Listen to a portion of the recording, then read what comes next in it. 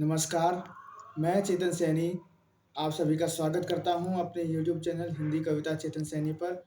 आज मैं आप सभी के समक्ष कुछ टॉपिक्स हैं जो आप सभी को पढ़ाने जा रहा हूं।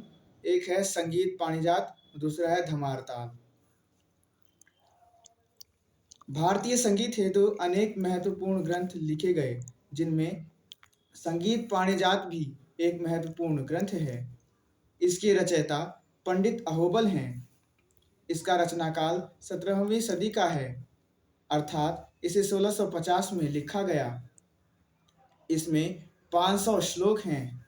इसे संस्कृत भाषा में लिखा गया है। बाद में अनेक विद्वानों ने इसका अनुवाद अलग-अलग भाषाओं में किया। इस ग्रंथ का आरंभ मंगलाचरण से होता है।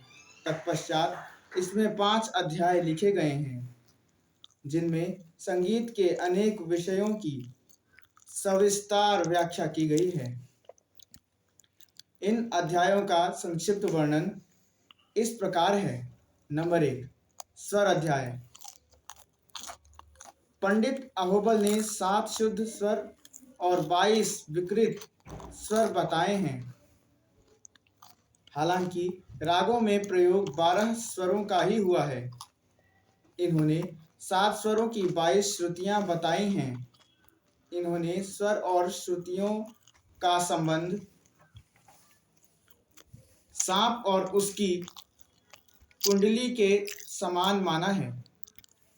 इन्होंने वीणा के तार पर 7 स्वरों को स्थापित किया है।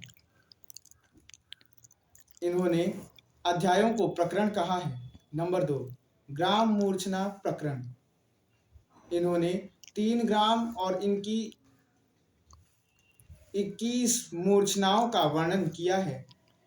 हालांकि गंधार ग्राम इनके समय तक लुप्त हो चुका था। हर मूर्छना से अलग-अलग भाव उत्पन्न होता है। 21 मूर्छनाओं के नाम भी इस अध्याय में लिखे गए हैं। नंबर 3, थाट प्रकरण। इन्होंने शुद्ध थाट काफी को माना था। इन्होंने प्रत्येक राग को थाटों से उत्पन्न माना था और सभी रागों को थाटों में वर्गीकृत किया था। उपोद्घात प्रकरण। इस अध्याय में अनेक पारिभाषिक शब्द लिखे गए हैं। कुछ शब्दों की विस्तृत व्याख्या की गई है।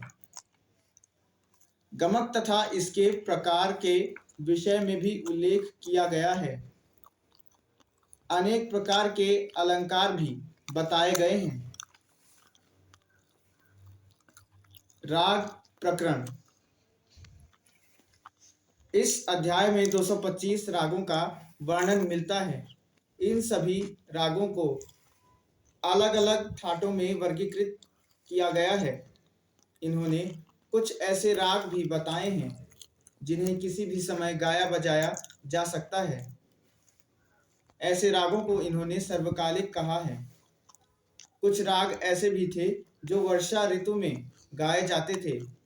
ऐसे रागों को इन्होंने वर्षा ऋतु के रागों की श्रेणी में रखा। निष्कर्ष।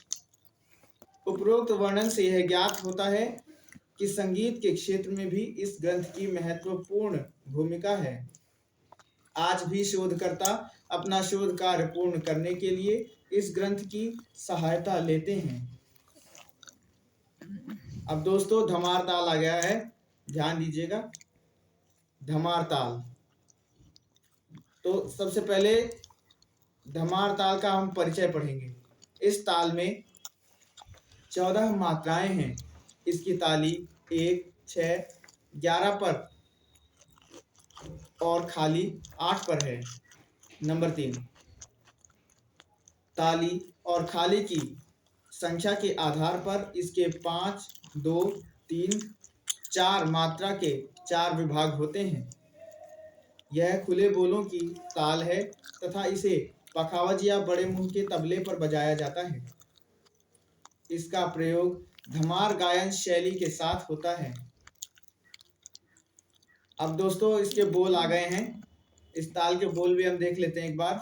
क धी ट धी ट धा आ।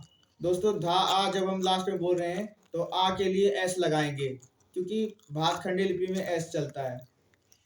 प्रिंट में अगर हम लिखते हैं तो ग ती ट ती ट ता आ। धन्यवाद दोस्तों, मैं फिर मिलूंगा ऐसी ही किसी महत्वपूर्ण जानकारी के साथ। धन्यवाद।